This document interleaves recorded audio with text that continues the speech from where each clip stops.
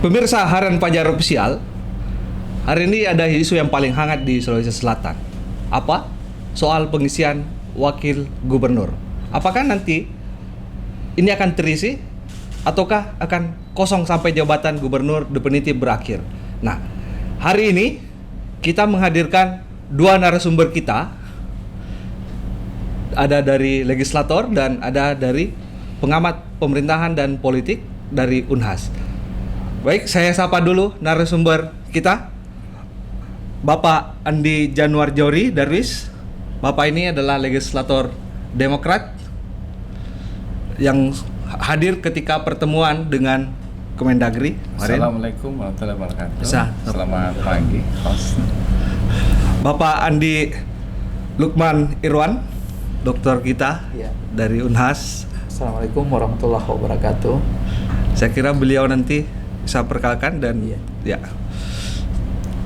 Jadi pengisian wagub ini saya kira menjadi isu hangat ya, karena gubernur definitif saja itu belum dilantik sampai sekarang. Nah, ada yang bertanya-tanya sampai batas waktu sampai 5 Maret ya 2020 ini. Apakah nanti akan terisi atau tidak? Itu akan coba kita akan ulas. Nah, untuk kesempatan pertama saya serahkan kepada Bapak Januar Johri. Seperti apa sebenarnya hasil pertemuan dengan Kemendagri ini? Apakah ada hasil konsultasi itu dan kelanjutannya seperti apa? Mungkin. Ya, baik.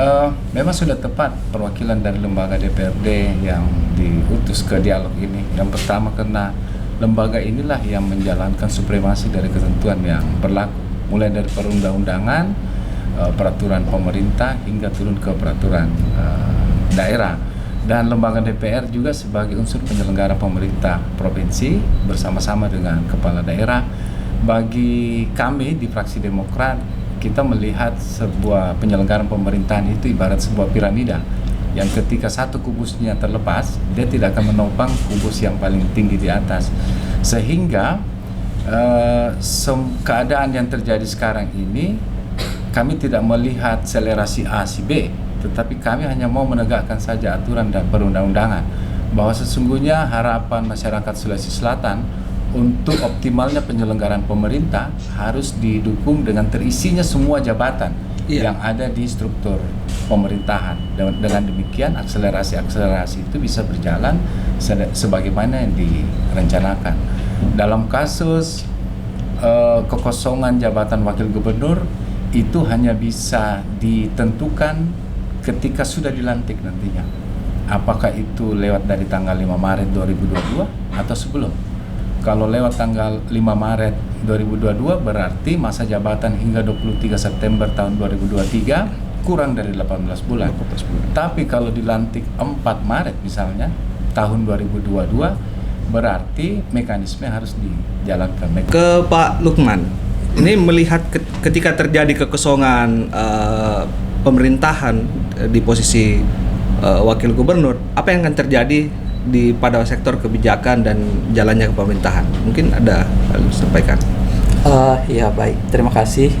Saya kira tadi apa yang disampaikan oleh Pak Andi Januar memberikan gambaran kepada kita proses-proses yang ada sekarang, khususnya dalam konteks bagaimana langkah-langkah yang sudah dan telah dilakukan oleh DPRD untuk mempercepat proses definitif daripada Pak PLT sekarang untuk menjadi gubernur definitif, sehingga nantinya ada kekosongan posisi di wakil gubernur.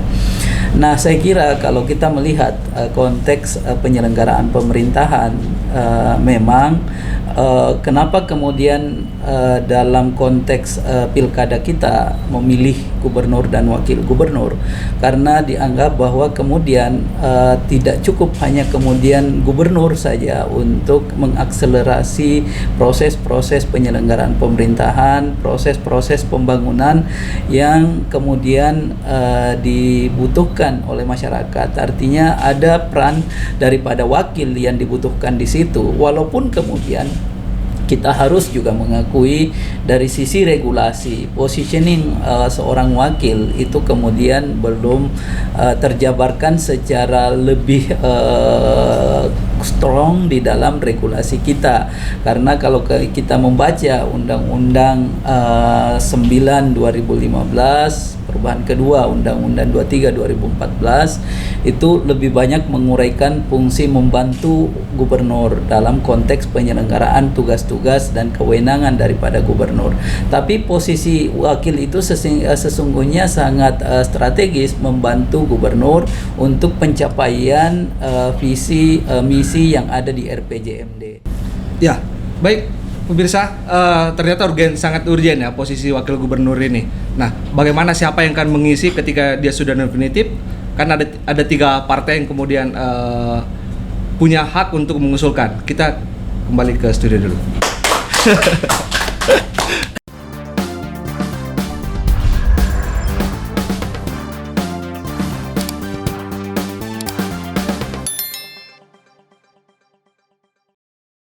Pemirsa Harian Fajar Official, tadi pembicaraan kita sangat hangat ya soal pengisian wakil gubernur. Nah, ada 3 partai politik yang menjadi partai koalisi pengusung NA dan Andi Sudirman kala pilkada lalu. Ada PAN, ada PDI dan PKS. Nah, tentu 3 inilah yang kemudian harus mengusulkan. Tetapi sampai sekarang gubernur definitif belum ada. Lalu seperti apa mekanisme? Apakah sudah ada pembahasan ini sudah alot di DPRD untuk pada perbincangan ini soal mekanisme atau seperti apa Pak Januar? Ya, yang pasti itu ada 3 aturan yang lebih tinggi yang menjadi panduan kami untuk menjalankan mekanisme ini. Dan mekanisme ini lagi-lagi bisa dijalankan setelah tanggal 5 Maret atau setelah pelantikan wakil gubernur menjadi definitif. Tapi sebelum lanjut ke situ, yang saya mau kasih gambaran ke publik bahwa RPJMD kita 2018-2023 ini mengalami banyak kontraksi akibat dari pandemi COVID-19. Sumber daya fiskal kita terjadi penurunan yang sangat signifikan juga, sehingga ini bisa menjadi hal yang dibayangkan bahwa beberapa program dan kegiatan pasti juga ikut terreduksi, baik itu kuantitas maupun kualitas. Nah, dari sini saja kan kita melihat bahwa banyak sumber daya manusia dibutuhkan untuk bisa mengeroyok persoalan ini, untuk bagaimana caranya bisa mencapai RPJMD yang durasinya hingga tahun ini. Pak Lukman, mungkin bisa melihat ini kan partai pengusung pasti punya tarikan ke DPP seperti apa. Ini sisa di tangan presiden sebenarnya ya. Kapan dia harus melantik? Nah, apakah ada pengaruh-pengaruh partai politik ketika untuk desakan-desakan itu kita melihat? Iya, baik, terima kasih. Jadi saya kira kalau bicara terkait bagaimana proses penggantian pengisian jabatan kosong antara kepala daerah dan wakil kepala daerah, seperti regulasi yang disampaikan Pak Andi Januar tadi, itu kita bisa melihat ada 4 komponen yang akan sangat mempengaruhi ya, 4 institusi yang kemudian akan sangat menentukan. Yang pertama adalah konteks Kemendagri. Ya, sekarang bola ada bola di tangan Kemendagri terkait bagaimana pengangkatan Pak PLT menjadi gubernur definitif ya. Itu satu tahapan penting untuk melanjutkan ke tahapan berikutnya untuk pengisian kekosongan jabatan wakil gubernur yang ditinggalkan nantinya oleh wakil gubernur. Nah, kalau kita lihat sekarang ini ya, karena ada regulasi yang mengatur bahwa pengisian jabatan wakil kepala daerah yang kosong itu dimungkinkan jika masa jabatan di bawah 18 bulan. Kalau kemudian sudah di atas 18 sudah di atas 18 bulan. Kalau di bawah 18 bulan tidak ada pengisian jabatan kosong untuk posisi wakil kepala daerah. Andai gubernur dilantik sebelum 5 Maret 2022 ini. Lalu tentu 3 partai ini akan mengusulkan masing-masing punya nama. Ini kan namanya sudah ada, bahkan yang sudah ada yang muncul. Ini mengusulkan calon A, ini calon B. Tapi ada 3 partai politik dan harus 2. pasti di sini ada daya lobby, apakah ke dewan ataukah tawar menawar kepada wakil gubernur dan gubernur definitif nanti. Nah, saya mau ke Pak Lukman dulu. Kira-kira partai, dan kita melihat persoalan kedekatan ketiga partai ini, kira-kira yang mana yang memungkinkan? Ya baik, terima kasih. Saya kira seperti yang saya sampaikan tadi bahwa proses tahapan bagaimana kemudian mempertemukan aspirasi, mempertemukan kemudian kemauan dan kehendak dari masing-masing partai politik pengusung ini bisa dikatakan sebuah jalan mudah, bisa juga kemudian dikatakan ini jalan yang terjal, tergantung positioning dan bagaimana mindsetting dari masing-masing partai politik pengusung ini di dalam melihat pengisian kekosongan jabatan wakil gubernur nantinya. Saya kira pada prinsipnya partai-partai politik pengusung kita pastinya mereka punya komitmen untuk bagaimana mendudukkan orang yang betul-betul bisa membantu positioning gubernur nantinya untuk mendrive program-program pemerintahan yang ada, membantu mengkonsolidasi organisasi pemerintahan Pemprov Sulawesi Selatan. Sehingga yang dikirim pastinya adalah kader-kader terbaik yang sangat memahami masalah, yang memiliki kompetensi dan kemampuan komunikasi yang baik dengan gubernur nantinya. Pak Jenderal, apakah memang harus dua diusulkan? Kalau apakah ada kemungkinan lain diusulkan ketiga ke dewan atau seperti apa untuk sampai?